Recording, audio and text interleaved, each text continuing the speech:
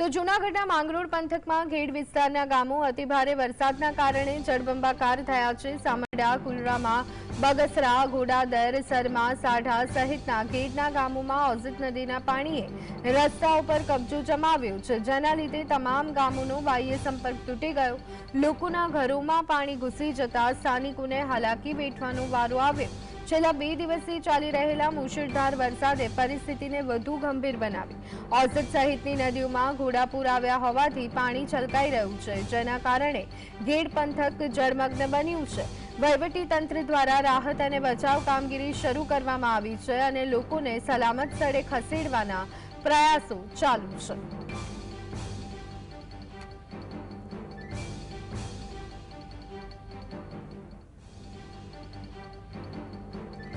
તો આજ અંગે વધુ વિગત મેળવી લઈએ। સંવાદદાતા સંજય અમારી સાથે ફોન લાઈન પર જોડાઈ ગયા છે। સંજય, જે રીતની સ્થિતિ ઘેડ વિસ્તારના ગામોમાં જોવા મળી રહી છે, સમગ્ર માંગરોળ પંથક વરસાદી પાણીથી ભરાયેલું જોવા મળી રહ્યું છે, શું છે અત્યારની હાલની સ્થિતિ?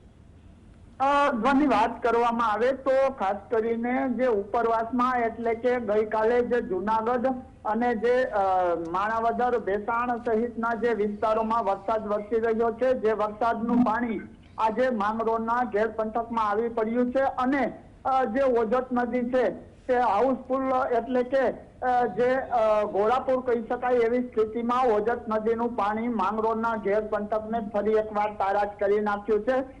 ખાસ કરીને માંગરોળનું જે ઘેડ પંથક છે તેના જે ઘરો છે, ઘરોમાં પણ પાણી ઘૂસી ગયા છે। લોકોને ભારે હાલાકી પડી રહી છે। લોકો હાલ બહાર નીકળી શકે તેવી કોઈ પોઝિશન નથી, કારણ કે એક તરફ જે ઓઝત નદીનું પૂરનું પાણી છે જે રોડ ઉપર હોવાના કારણે જે ઘેડ પંથકના જે ગામો છે જે હાલ સંપર્ક વિહોણા બન્યા છે। ઘેડના તમામ રસ્તા જે છે જે પૂરના પાણીથી હાલ જે તરબોળ થયા છે, જેને લઈને રસ્તાઓ બંધ થયા છે।